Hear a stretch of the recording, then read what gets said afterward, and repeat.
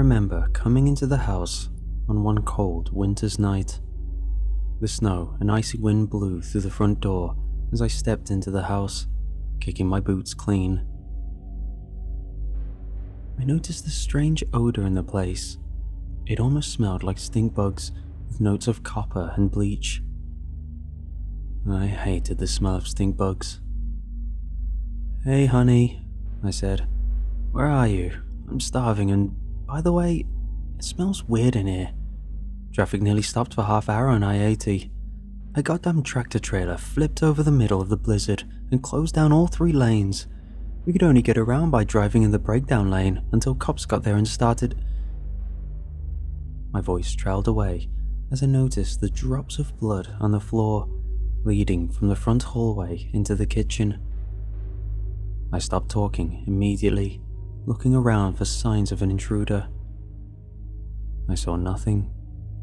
No smashed windows, no busted doors, no rifle through drawers or cabinets. "Oh my god," I whispered, immediately going to the kitchen and grabbing the largest meat cleaver I could find from the knife block. Its edges gleamed, freshly sharpened and ready to slice into the hardest of flesh. I made sure not to step on the drops of blood. I didn't want to disturb a crime scene, if indeed it was a crime scene. I stopped, thinking of calling 911, but some inner voice urged me on. "It will take 5 or 6 minutes for the police to arrive, possibly longer," it said, "and you need to check on your family now.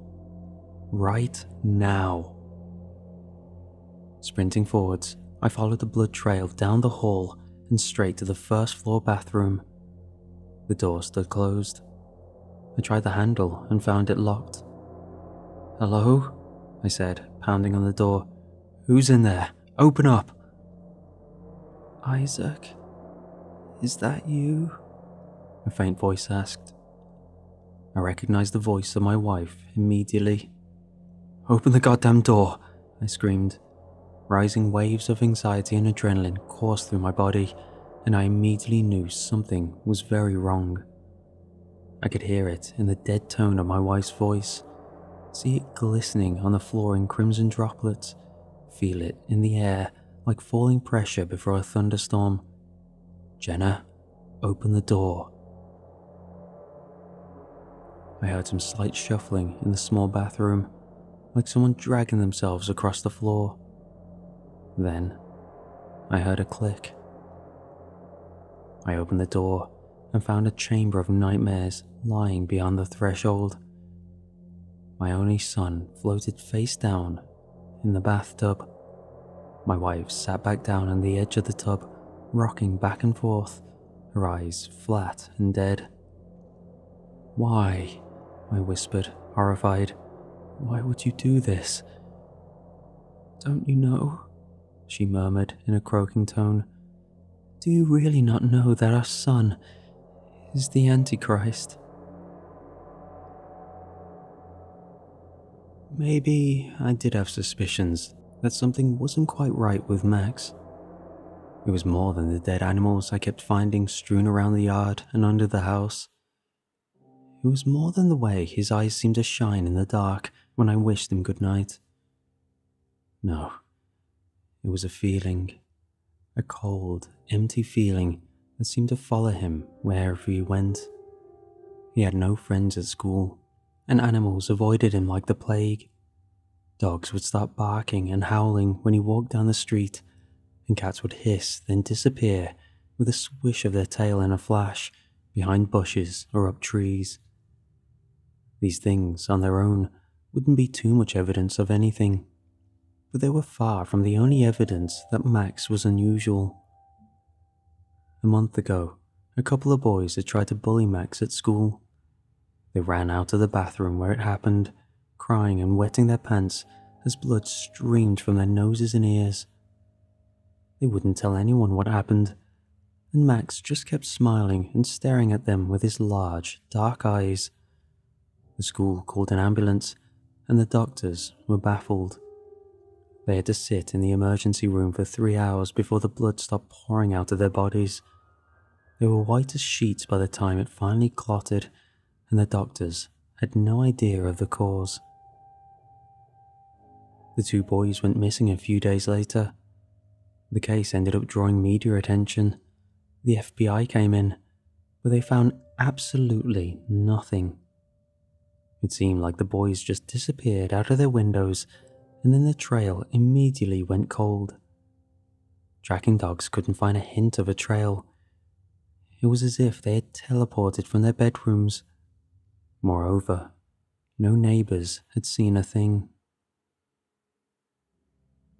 A couple months later, a few hikers found the boys' fingers growing out of a tree on the Appalachian Trail, over 50 miles away. The FBI swooped in and used DNA testing to determine that these fingers belonged to the missing boys from Max's school. No one ever explained how the rotting fingers had become quite literally fused into the tree, however. No one ever tried to bully Max again after that. In fact, the other kids gave him as much distance as possible. I tried to watch Max when he didn't know I was looking. He was only an 8-year-old boy, but he could put on masks like a psychopath and charm nearly anyone he met. As soon as they turned away though, he would scowl and narrow his eyes as if he wanted to stab them in the back. But this was my son after all. I loved him, and I think he loved me in his own strange way. Even my wife said she loved him, and she claims that's why she had to kill him. A strange kind of love, I admit. But I don't think she's lying. I think she did love him, and she feared what would happen when his ascension had finished and he sat on a throne of bones, crushing out the lives of millions of people with an iron heart. She feared the consequences for him, she said. Only for him, and she loved him, and so she had to kill him and stop it now before it grew into a grinding juggernaut that devoured his soul and sent him to hell. "Are you my true father?" Max had asked me that morning as I sat at the kitchen table. I put down my coffee cup slowly, with shaking hands, then turned to look at my son. "Yeah, of course," I said with a trembling voice. "Why would you ask such a crazy question?"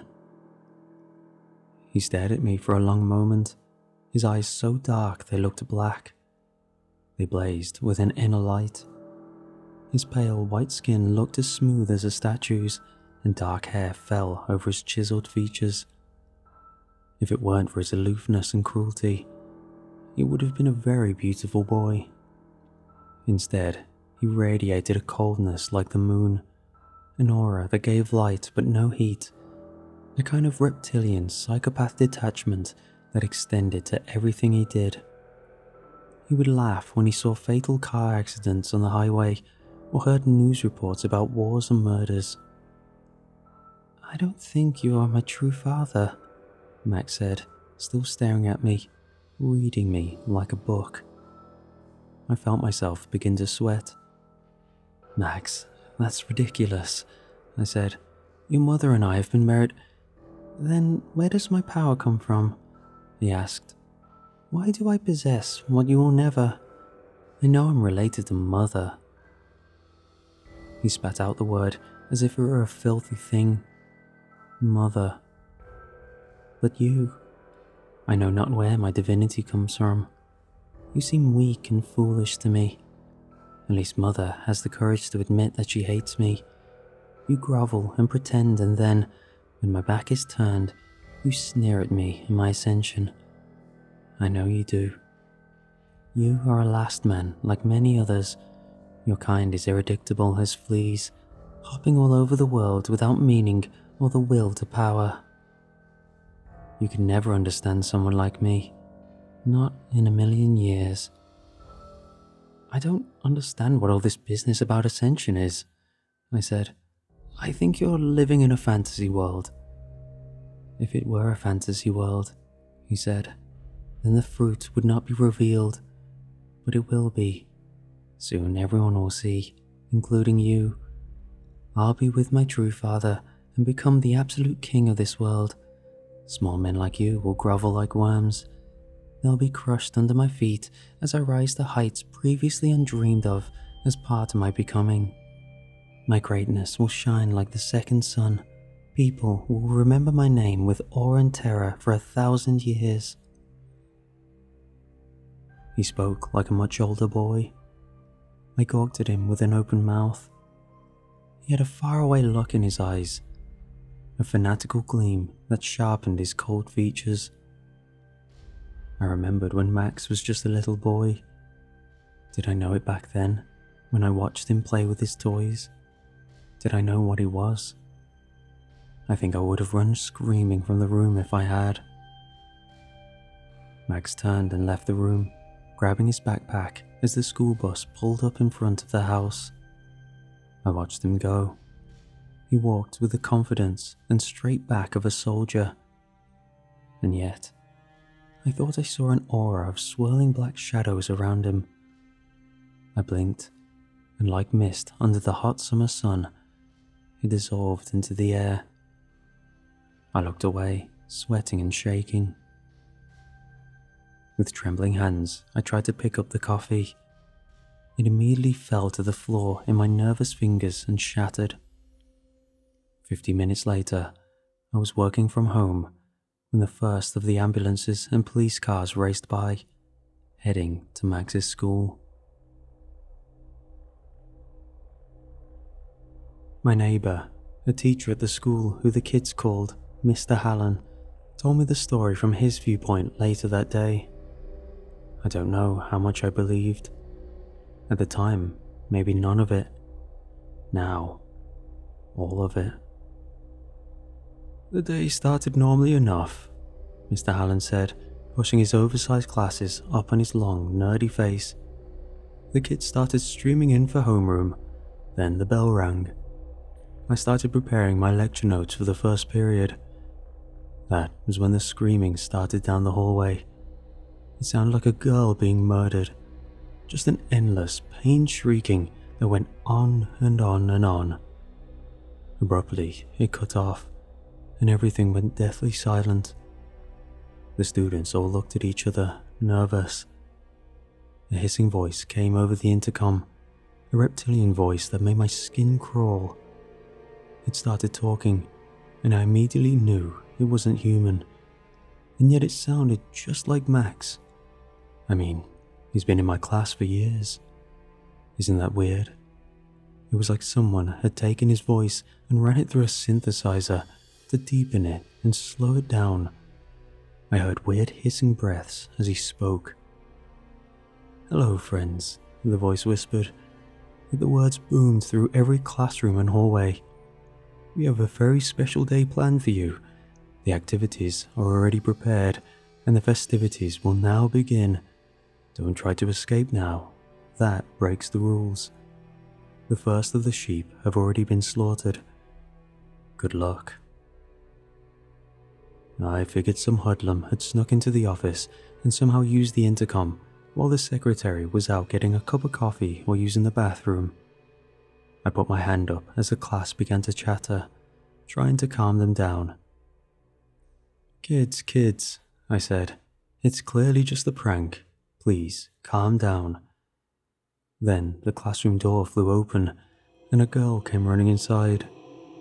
She was covered in blood from head to toe. She had deep slices across the back of her head, her forehead, her right cheek and right arm. Large, fetid drops of blood fell behind her as she ran, as if leaving breadcrumbs to find her way back. The wounds on her body changed colors in front of her eyes, turning purple then black. Necrotic tissue began to spread and die within moments. Black blood streamed from the wounds. Her mouth opened in a silent scream, but only a choked gasping came out. Something had infested the girl. I could see it. I quickly backed away, feeling like it was a dream. "Please, oh God, please help," she whispered, whimpering, her legs buckling. She fell to her knees. The kids in the classroom began to scream, "Please, someone help me." Her voice grew louder, her skin paler as the purplish, dying patches of tissue spread. She opened her mouth and began to vomit some foul, oily sludge. It hurts, she moaned, falling into the puddle of vomit. Isn't someone going to help me? I ran to her side. I didn't know this girl. She wasn't in any of my classes, you see, but I knew she needed medical attention immediately. What happened? I asked. Who did this? She got close to my ear and whispered, "There's things in the hallways that shouldn't exist," she said, still whimpering. She coughed up more blood and black fluid, rolling onto her back afterwards and breathing hard. Her eyelids fluttered and her skin went pale. I thought she was losing consciousness until her eyes rolled back in her head and she sat up, grinning. Claws began to rip out of her fingers, black tears streamed down her face, and that dark sludge dripped from her mouth like a diseased drops of saliva. Her body lengthened and her arms and legs broke and twisted. I could hear the bones snapping like tree branches during a winter storm. I watched the transformation in horror, backing away. The other kids were all screaming and streaming to the back of the classroom. The girl hissed as black veins appeared all around her face and neck. She rose and walked towards the scared kids in the back, her movements as smooth as a synchronized dancer's, jerky and twisted, nightmarish in their own way. But what came next was far worse. Her body grew taller, thinner, and more emaciated as it stretched up to the ceiling, towering over every other kid in the classroom. She must have grown to at least 7 feet by that point. Her arms reached out, the bone-white claws sharpening as she struck out at the screaming row of children in front. I saw drops of blood splash against the back wall, and a couple boys stumbled forwards, their throats slashed wide open. Their panic-stricken faces grew pale and bloodless as they choked and tried to scream, but only bubbling gasps came out. I saw the window was open, and I was on the first floor. I decided to run to try get help. I knew we needed policemen and medics at the scene, and I couldn't do anything to save the kids.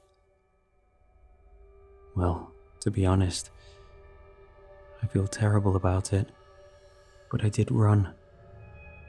As the screams followed me from the back of the classroom, I jumped right out the window and ran across the playground and scaled the fence. But as I went, I heard a strange, shrill laughter coming from the intercom. And you know what? I'm positive. The voice sounded just like Max. Max came home early from school that day, grinning and laughing. He was in a fine mood. I don't know what happened after the teacher left, or how many people died in that building of horrors. But I know that Max caused it all.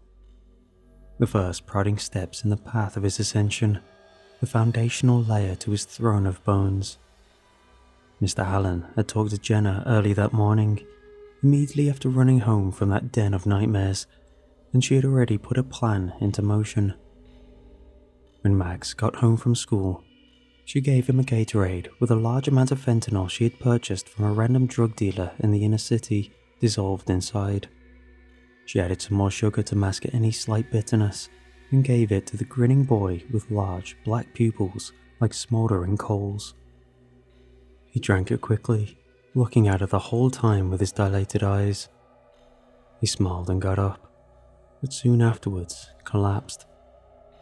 Jenna found him unconscious in his bedroom and dragged him to the bathroom. She filled the tub and held Max underwater until the bubbles stopped. As my wife explained it all to me, a sense of loss and horror came over me. I didn't know if I missed Max or not. His swollen blue face showed, without a doubt, that he was dead. I took my wife outside and sat her down at the table, debating whether I should call the police. No one had ever told me what to do in this situation, and I felt like I was flying blind. I got up, pacing. I went to the oven and started brewing some instant coffee. Soft footsteps rustled behind me. I turned around to see Max, seemingly alive and well, but also changed in some fundamentally disturbing way.